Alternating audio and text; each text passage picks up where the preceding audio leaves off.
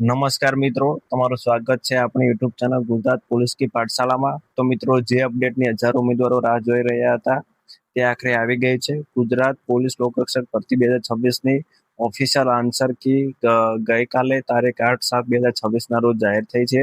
તો આજના વિડીયોમાં હું તમને સંપૂર્ણ ઓફિશિયલ એનાલિસિસ આપીશ.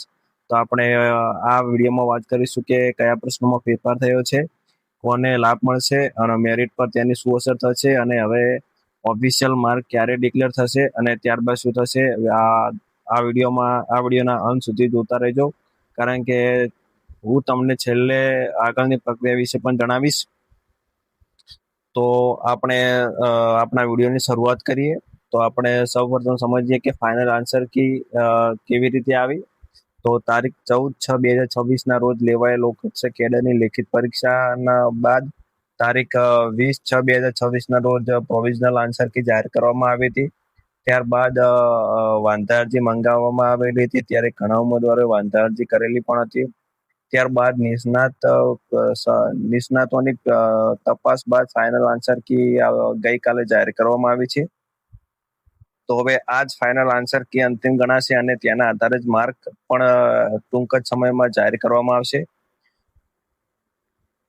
તો હવે આપણે વાત કરીએ સૌથી મોટા ફેરફારની. તો પ્રશ્ન નંબર 16 અગાઉ આન્સર ડી માનવામાં આવ્યો હતો, પરંતુ ફાઇનલ આન્સર કીમાં હવે સાચો જવાબ બી જાહેર કરવામાં આવ્યો છે.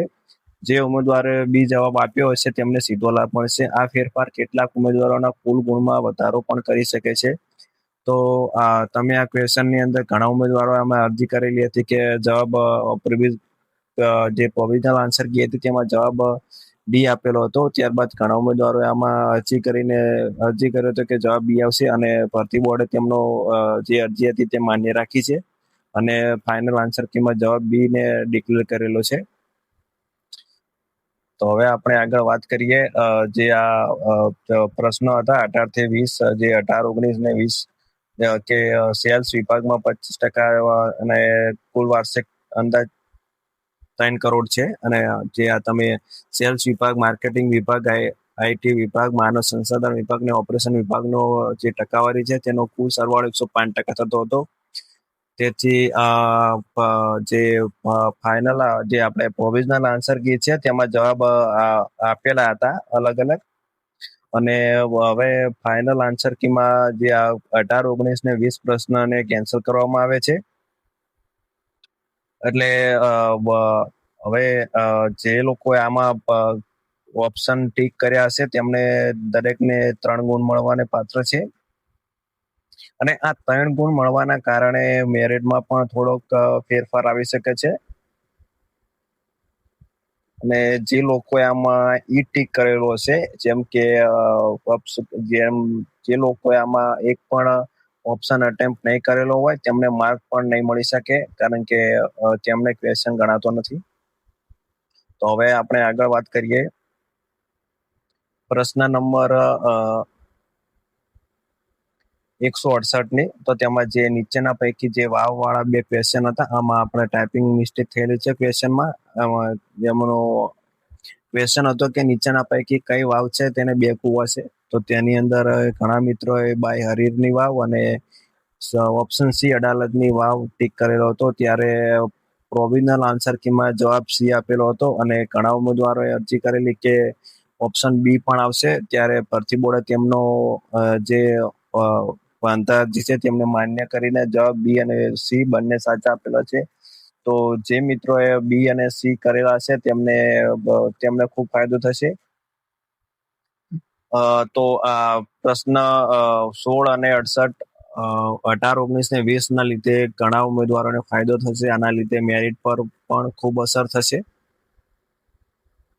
તો હવે આપણે સંપૂર્ણ એનાલિસિસ કરીએ કે જે 18, 19 ને 20 છે તેના 3 ગુણ જે હાજર રહેલા દરેક ઉમેદવારોને મળશે આ રદ થયેલા ક્વેશ્ચનના.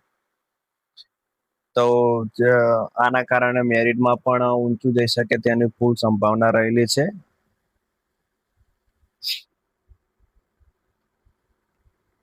તો આપણે જે અગાઉ જે વિડીયોમાં વાત કરી તેનું આપણે સંપૂર્ણ એનાલિસિસ કરીએ કે જે ક્વેશ્ચન નંબર 16 છે તેનો સાચો જવાબ ડી ના બદલે બી આપવામાં આવેલો છે. અને જે ક્વેશ્ચન 18, 19 ને 20 હતા તે પ્રશ્ન રદ થયેલા છે. અને જે ક્વેશ્ચન 168 છે તેમાં બી અથવા સી બંને ઓપ્શન માન્ય રાખવામાં આવેલા છે.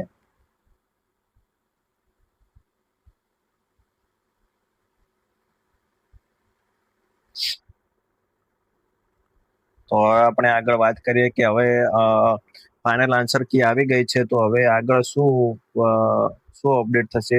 તો આપણે વાત કરીએ કે હવે માર્ક જાહેર થશે, ત્યારબાદ ડોક્યુમેન્ટ વેરિફિકેશન માટેનું મેરિટ લિસ્ટ જાહેર થશે.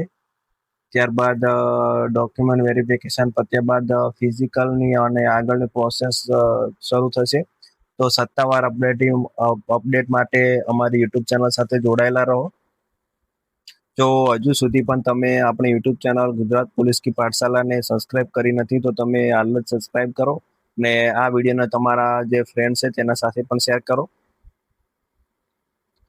તો હવે આપણે વાત કરીએ કે મેરિટ પર શું અસર થશે. તો જે ગયા પ્રશ્નો રદ થયેલા ગુણ ઘણા ઉમેદવારોને 3 ગુણનો લાભ મળશે અને દરેકને સમાન લાભ મળતા મેરિટમાં મોટો ફેરફાર થઈ શકે એવું કંઈ લાગતું નથી. પણ જે 3 ગુણ મળ્યા છે, એટલે એના કારણે મેરિટમાં જે આપણે એનાલિસિસ કરેલું હતું મેરિટમાં, તેમાં 2 થી 3 માર્કનો વધારો થઈ શકે છે. અને પ્રશ્ન નંબર 16 અને 18માં ફેરફારથી કેટલાક ઉમેદવારોને પણ લાભ મળી શકે છે. એટલે મેરિટમાં થોડો ફેરફારની શક્યતા 100% રહેલી છે. તો હવે આપણે આગળની વાત કરીશું કે ફાઇનલ આન્સર કી જાહેર થયા બાદ ઉમેદવારોનો ગુણ ટૂંક જ સમયમાં જાહેર થશે તેવું ભરતી બોર્ડે એમની જે વેબસાઇટમાં છે તેમાં જણાવેલું છે. ત્યારબાદ કેટેગરી વાઇઝ મેરિટ અને કટ ઓફ અંગે પણ વધુ સ્પષ્ટતા જાહેર થશે અને માર્ક જાહેર થશે તેમજ આપણે મેરિટનું સંપૂર્ણ એનાલિસિસ લાવીશું, કારણ કે હજુ ઘણા ઉમેદવારોને પોતાના ફાઇનલ માર્ક ખબર નથી. તેથી જ્યારે માર્ક સંપૂર્ણ ઓફિશિયલ ડિક્લેર થશે ત્યારે આપણે મેરિટ એનાલિસિસ કરીશું ફરીથી સંપૂર્ણ. તો આવી અવનવી અપડેટ માટે તમે જોડાયેલા રહો આપણી યુટ્યુબ ચેનલ અને ટેલિગ્રામ ચેનલ સાથે. જો તમે હજુ સુધી પણ આપણી ટેલિગ્રામ ચેનલ જોઈન નથી કરી, તો આ વિડીયોના ડિસ્ક્રિપ્શનમાં આપણે ટેલિગ્રામ ચેનલની લિંક આપેલી છે, તો તમે તેમાં તેના પર ક્લિક કરીને તમે આપણે ટેલિગ્રામ ચેનલમાં પણ જોડાઈ શકો છો. તો આપણે ઉમેદવારો માટે ખાસ એક સંદેશ લાવ્યા છીએ કે એક ખાસ વિનંતી છે કે સોશિયલ મીડિયા પરની ઘણી અફવાઓ ચાલી રહી છે કે મેરિટ 140 પ્લસ રહેશે, 145 પ્લસ રહેશે.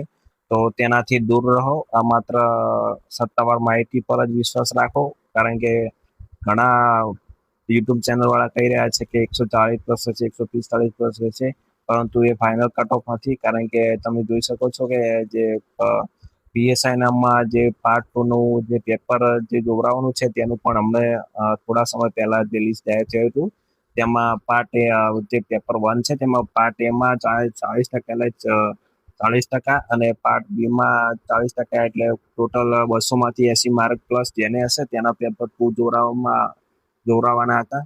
તેમાં પણ ટોટલ 10,000 કે 11,000 જેટલા લોકોનું લિસ્ટ જાહેર થયું છે. એટલે તમે જોઈ શકો છો કે જે પ્રકારે લોકો કહી રહ્યા છે કે મેરિટ ઊંચું જશે, તો તેવું તે સાચું નથી. કારણ કે આપણે અગાઉ પણ જણાવ્યું હતું કે મેરિટ ગઈ ફેર જે રહ્યું હતું તેનાથી થોડુંક વધારે રહી શકે છે. તેથી માર્ક જાહેર થયા પછી આપણે મેરિટ વિશે સાચું વિશ્લેષણ કરીશું. તો હવે આપણે આગળની વાત કરીએ. તો મિત્રો, માર્ક જાહેર થતાં જ હું તમારા માટે કેટેગરી વાઇઝ મેરિટ એનાલિસિસ પણ આપણે જાહેર કરીશું કે ઓબીસીમાં કેટલું રહી શકે છે, એસટી એસસી કે જનરલ માટે કેટલું મેરિટ રહી શકે છે, કે અને બિન હથિયારી અને એસઆરપી જેલ સિપાઈ માટે પણ કેટલું મેરિટ રહી શકે છે, અને એની આપણે સંપૂર્ણ વાત કરીશું. અને જે હવે ડોક્યુમેન્ટ વેરિફિકેશનનું લિસ્ટ હવે જે ટૂંક જ સમયમાં જાહેર થવાનું છે, તેના માટે જે ડોક્યુમેન્ટની જરૂર હોય છે અને ડોક્યુમેન્ટ વેરિફિકેશનમાં કયા કયા આપણે ભૂલ ના કરવી જોઈએ તેનું પણ આપણે સંપૂર્ણ વિશ્લેષણ કરીશું. તો હવે આપણે ટૂંક જ સમયમાં ડોક્યુમેન્ટ વેરિફિકેશન માટેનો પણ વિડીયો અપલોડ કરીશું. જો તમને આ વિડીયો ગમ્યો હોય તો લાઈક કરો, શેર કરો અને સબસ્ક્રાઇબ કરો. જો હજુ સુધી પણ તમે આપણી યુટ્યુબ ચેનલ ગુજરાત પોલીસ કી પાઠશાળાને સબસ્ક્રાઇબ કરી નથી, તો સબસ્ક્રાઇબ કરો. અને હું આવી જ ઓફિશિયલ અને વિશ્વસનીય માહિતી સૌથી પહેલા આપતો રહીશ. જય હિન્દ, જય ભારત.